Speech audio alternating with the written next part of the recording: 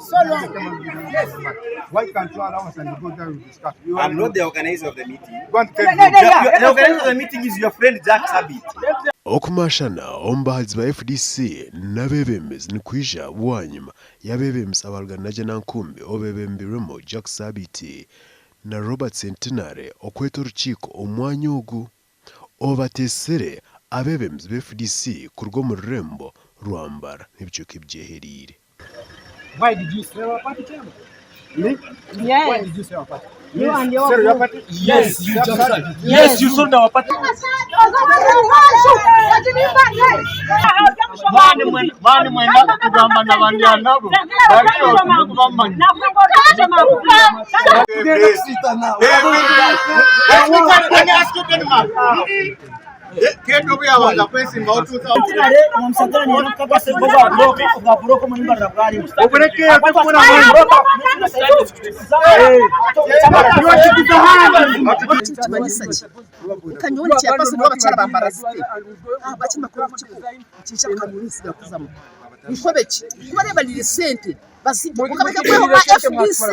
FDC, one Uganda.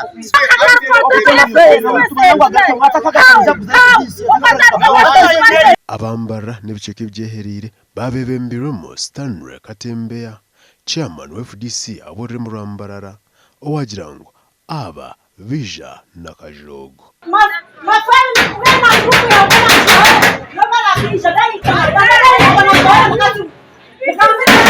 This is the land of Hannah and Mirik. Nobody will interfere with us. I'm telling you, you shouldn't allow these hooligans, these friends to have a meeting in Mbarara. Let Power and Nadara come and explain to us what happened to FDC. People have died because of the FDC. These people, because they have eaten a lot of money. Twenda kireke ekibine myako kwingana n'imyaka 20 kokati nije abantu bakiretera mu kutiya bakina mu kutiya nkaba kwisese nene bakikoke kanyuma turi aba FDC ntorango n'aba FDC baronkinge ibintu bya FDC bindi tinkumanya hiba kuruga barobe hindure ba broker ino bahiro mu buku govuze cyuna cya FDC govuze cyuna cya FDC muri Mbarara baro bakitwara bakizombo mu state ebe bintu bitukugwanisa twe na muntu wena kukura na kampani jana jamu na aba FDC yatine nyawatine katemba tino byo bakama bacyona cya FDC muri Mbarara nabana kitwara nkaye kibego so twabashoza ndashikeje mpa bazandi baze mu movement ya owabo one Uganda one people Okutambyana n'ebigambo kwija kwatwara hiyeshaha nkamukaga okwisya ababarinzi b'obusingi ku rwa kitebe kikuru mu Mbarara bayiko mu mwanya ogu.